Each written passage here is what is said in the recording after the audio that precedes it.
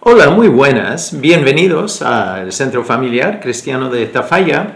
Seguimos en nuestro estudio a través del libro de Hechos.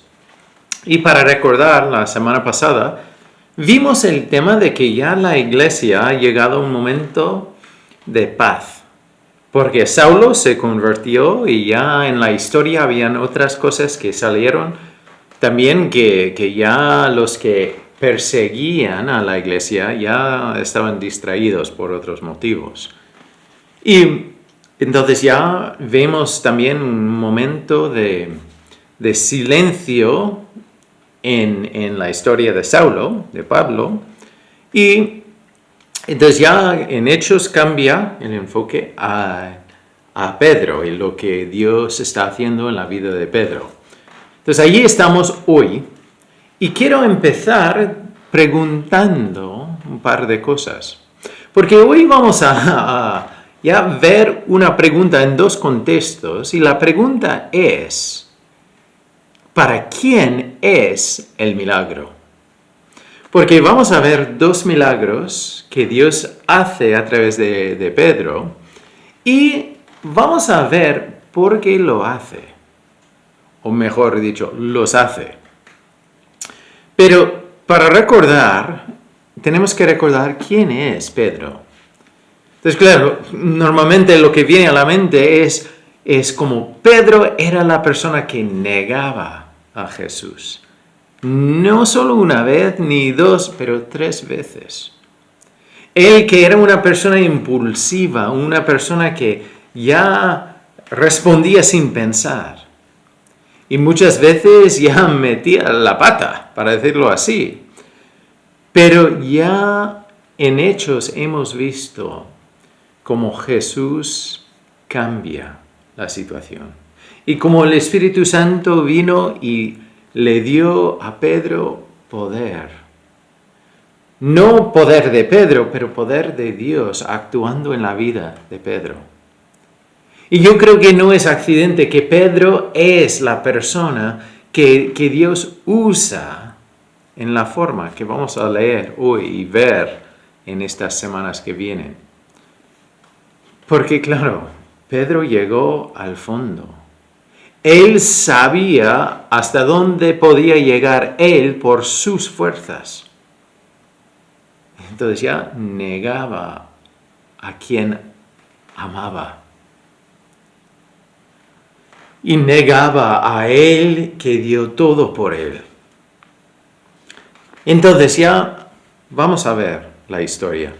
Pero también es un recuerdo para nosotros que es importante ser fiel en cada paso. Empezando en lo poco y después Dios ya irá abriendo nuestro entorno, nuestro ministerio, nuestra vida para Él. Entonces vamos a leer, esto viene de Hechos 9, el versículo 32, y dice primero, aconteció que Pedro visitando a todos vino también a los santos que habitaban en Lida. Entonces es importante que Pedro está viajando para visitar a los santos. O sea, que ya llega a Lida y está visitando a los hermanos, a los creyentes. Y halló ahí a uno que se llamaba Enías, que hacía 8 años que estaba en cama, pues era paralítico. Entonces ya encuentra a uno, nadie le llama a venir a ver este Enías, pero Pedro encuentra a Enías. Este que lleva 8 años paralítico, que quiere decir que ya había tenido ya un accidente, una enfermedad, no se sabe, pero que causó esta situación. Y estaba ahí 8 años, día tras día, en cama, sin poder lo que antes hacía. Entonces, paramos ahí un momento. Y quiero animarnos, meternos a la mente de Enías. Claro, no sabemos lo que había pasado en el pasado, pero en una situación así, ¿qué harías? ¿Qué pensarías? Entonces muchas veces lo que viene a la mente es que, mira, eso no es justo. Es que, ¿por qué a mí? Igual es una persona que no había hecho algo, entre comillas, algo malo. Pero mira lo que le toca. Pero es importante también recordar que aunque igual no se siente en un momento, aunque hay momentos que no se ve, nuestro Dios tiene un plan y tiene el control. Y hablamos tanto de que ya Dios usa todo por el bien de los que le aman, que son llamados a su propósito. Pero lo sabemos, lo decimos, pero muchas veces en nuestros contextos no buscamos eso, no creemos eso, no aplicamos eso. Pero bueno, entonces vamos a ver lo que pasa en esta historia. Entonces Pedro encuentra a este no está pidiendo ayuda, nadie está llamando. Y el 34, y le dijo Pedro, Enías, Jesucristo te sana, levántate y haz tu cama. Entonces, no pregunta si Enías tiene fe, no pregunta si Enías cree que Jesús le puede salvar o sanar. Pedro se presenta delante de este. Dice, mira, Jesucristo te sana. No soy yo, no se trata de mi poder ni mi presencia, es Jesucristo quien te sana. Y ya muestra tu fe, porque después de estos 8 años, todo lo que no has podido hacer, ahora podrás hacer. Levántate y haz tu cama. En la iglesia habíamos hablado de la importancia de hacer la cama. Pero entonces hay una acción para mostrar que esto es real. Esto no es un ejemplo de pensar en una manera positiva, es que Jesús había sanado a Enías. Y dice, y enseguida se levantó. Entonces ya hay una acción. No está ahí dudando, pensando que es real o no. Entonces él se levanta y hace la cama. Entonces vemos el enfoque de Pedro. Él no busca la atención, no busca la gloria, no busca algo para él. Lo deja bien claro, es Jesucristo quien te sana. Y después, en el 35, y le vieron todos los que habitaban en Lida y en Sarón, los cuales se convirtieron al Señor. Entonces, la pregunta es, entonces, ¿quién recibió el milagro? Aquí. En este contexto, entonces ya yo creo que la primera persona que viene en la mente es Enías, que es cierto, que él ya está sano, se levanta y hace la cama. Pero no solo a él. Porque Dios quería usar esta situación para impactar a una multitud. Porque mira, todos los que habitaban en Lida y en Sarón, en 2 sitios, los cuales, ellos vieron esta realidad, vieron el milagro de Jesús en la vida de Enías. Y dice, los cuales se convirtieron al Señor. Ellos también recibieron un milagro. Para Enías fue un milagro que le cambió la vida física. Pero esta multitud recibió un milagro que les cambió ya la realidad, la vida espiritual, porque se convirtieron al Señor. O sea, que nosotros les veremos en el cielo. Entonces, ellos recibieron este milagro también. Bueno, entonces ya Pedro empieza ahí, va a este sitio, obedece a Dios, ya está escuchando el guía del Espíritu Santo y llega esta persona y le da este mensaje que Jesús te ha sanado. Y vamos a seguir, dice en el 36. Había entonces en Jope una discípula llamada Tabita, que traducido quiere decir Dorcas. Esta abundaba en buenas obras y en limosnas que hacía. Entonces paramos ahí un momento, pero vemos ahora a esta mujer que ella era creyente y ella vivía lo que sabía. Ponía su fe en acción. Ella no era una persona que se sentaba ahí hablando de lo que creía. Ella lo vivía. Y lo vemos, que ella abundaba en buenas obras. No es que hacía buenas obras, abundaba. O sea que estaba llena y ya sobresalía. Y también en limosnas que hacía. Era una persona muy generosa también. Y aconteció que en aquellos días enfermó y murió. Entonces aquí, si la historia para y termina ahí, ¿qué dirías? Yo creo que tantas veces vamos por el camino de decir, mira, esto es una injusticia, es injusto porque mira cómo vivía, mira el tipo de persona que era. Y yo, esa persona, soy mucho peor. Yo merezco eso y ella no. Pero es importante recordar que para un creyente, ¿qué significa morir?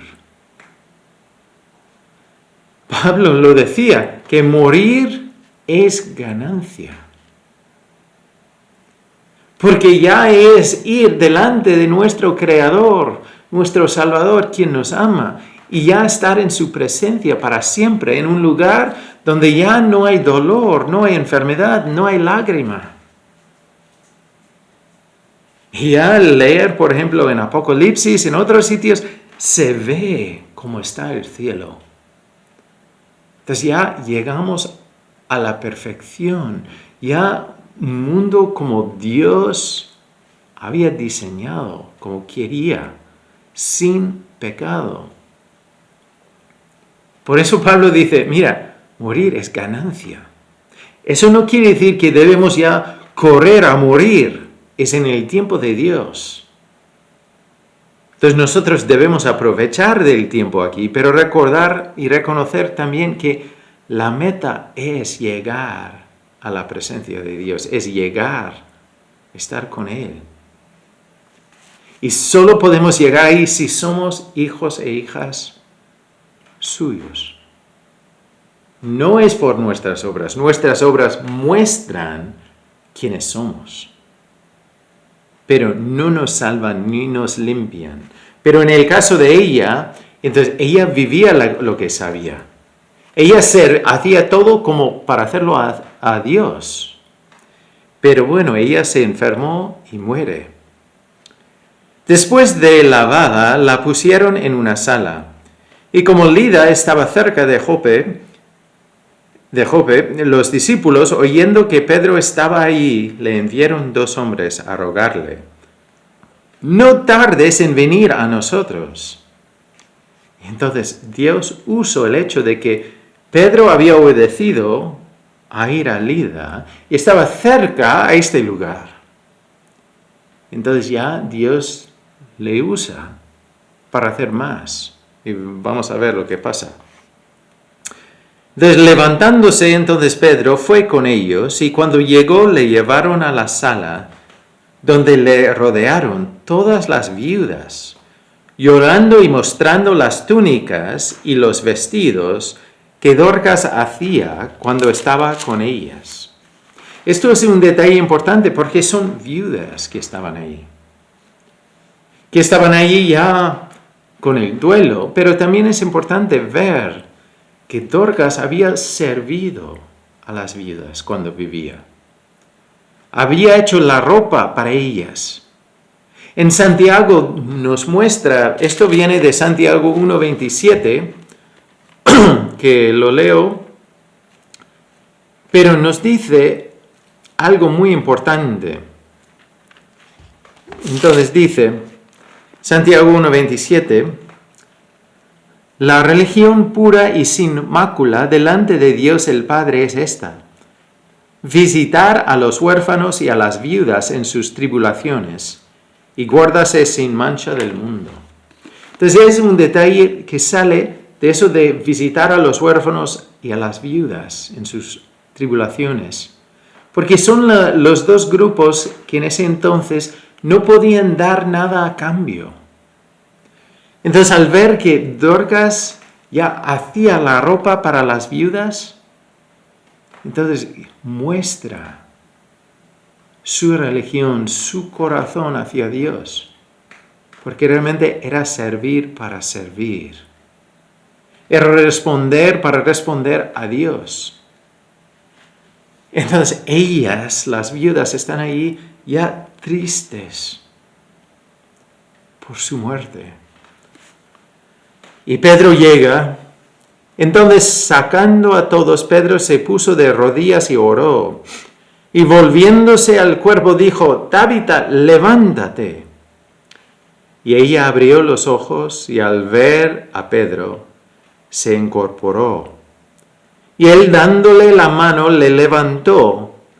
Entonces, llamando a los santos y a las viudas, la presentó viva. Esto fue notorio en toda Jope, y muchos creyeron en el Señor. Y aconteció que él se quedó muchos días en Jope, en casa de un cierto Simón, curtidor. Entonces otra vez mi pregunta es, ¿quién recibió el milagro? Entonces, ¿quién? Dilo, ¿qué? Si he oído bien, tú has dicho a Dorcas o Tabita. Pero realmente, yo diría que ella no recibió el milagro, porque paramos un momento, lo que habíamos dicho antes. Entonces, ya, cuando ella murió, ¿dónde está ella? No digo su carne, su cuerpo, porque esto, según la palabra de Dios, es como una tienda de acampar. Entonces, ¿dónde está Dorcas? Pablo dice que cuando estamos ausentes del cuerpo, presentes con el Señor. Ella estaba en la presencia de Dios, en el cielo. Entonces, ¿crees que realmente ella quería volver aquí a la tierra? A este mundo imperfecto, a este mundo de enfermedades, a este mundo de problemas, de persecuciones, de tribulaciones, de tristeza. Entonces, yo diría con seguridad que no quería volver. Entonces estaba allí en la presencia de Dios y Dios decía, mira, tienes que volver por un tiempo. Después volverás a estar conmigo. Pero tienes que volver. ¿Puedes imaginar? Entonces el milagro no era para ella, porque ella ya había ganado. Pero el milagro era por las personas en esa región. Porque dice que ya este milagro fue notorio en toda Jope. Y muchos creyeron en el Señor. Entonces, otra vez, hay una multitud que ve el milagro y ya una multitud está cambiado espiritualmente. Y ya ellos reciben el milagro. Y las viudas también ya reciben ánimo al ver que ella vuelve. Pero es importante ver que Dios tiene un plan. Dios realmente usa todo. Una situación que igual nosotros la vemos y decimos que esto no es justo. Tenemos que volver a confiar en Dios y dejarle a Él ser Dios. Porque Dios incluso quiere usar cosas malas que pasan para llevar su luz a la oscuridad. Como dice la palabra, que no hay nada que nos puede separar del amor de Dios. Dios ya ha ganado la batalla y usará todo lo que sale para mostrar su poder y su gloria. Pero hay varias cosas que nosotros tenemos que reconocer hoy. Es que Dios tiene un plan. No hay nada que le pille por sorpresa. Y tenemos que dejar a Dios ser Dios. Tú no eres Dios, yo no soy Dios. No vemos cómo irá todo. Entonces igual vemos algo y decimos que mira, eso no es justo. Ahí es donde nosotros tenemos que volver a proclamar que, bueno, eso no es justo, pero Dios es justo y es el juez justo. Él pondrá las cosas bien en el tiempo de Él. Entonces sabemos, la palabra nos dice cómo irá el mundo, pero Dios no pierde el control. Entonces, Dios irá revelando lo que el ser humano lleva en el corazón. Pero nuestro papel es obedecerle. Como Pedro. Si Él dice, mira, quiero que vayas ahí, quiero que hagas esto. Entonces, obedecer. Porque si obedecemos en eso, no sabemos cómo Dios lo usará. En el caso de Enías, Dios no solo trajo una bendición a Enías, entonces ya una multitud de personas recibieron o se convirtieron al Señor. Y después con Dorcas.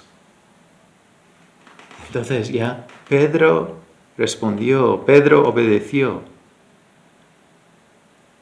Y Dios obró en una manera impresionante. Otra vez, llevando esperanza, llevando perdón, llevando futuro a una multitud que vio la obra de Dios.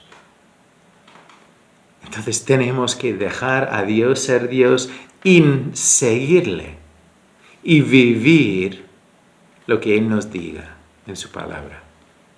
Aplicar esto a nuestras vidas. También recordar que Dios puede usar cualquier situación que sale. Hay cosas que igual no entendemos, pero sí sabemos que Dios es bueno. Sabemos que siempre es bueno. Entonces, en esto también será bueno. Entonces, hoy también quiero animarte, recordar que Él camina contigo, que Él habita en ti. Si ya has entrado en tu familia, si has hablado con Él reconociendo que le necesitas y que ya hasta ahora Has vivido bajo el poder del pecado, pero necesitas que Él sea tu Salvador, porque tú no puedes solo o sola. Entonces, si tú le has pedido entrar en tu vida, eres parte de su familia. Y Él, desde ese momento, ya habita, mora en ti. Y no hay ningún momento cuando estás solo o sola. No olvides esa realidad. Aunque te sientes que no hay nadie, que Él te ha dejado, que ya no te ama, aunque hay esa voz que te dice que eso es la realidad, no es. Nosotros sabemos que nuestro enemigo es el acusador, el que acusa. Y nuestro Dios es el Salvador, el que salva. Y siempre está con nosotros. Entonces, hoy, ¿cuál será tu respuesta a Dios? Entonces, te animo a reconocer que está ahí. Y tiene algo para ti, para hacer en la vida. Y quiere que tú le conozcas más para hacerle conocido en el día a día de tu vida. Si tienes un comentario, una duda, una necesidad, por favor, envíanos un mensaje. Porque todos nosotros estamos viajando como peregrinos. Estamos viajando a un momento cuando ya estaremos con Él. Bendiciones y nos veremos aquí muy pronto.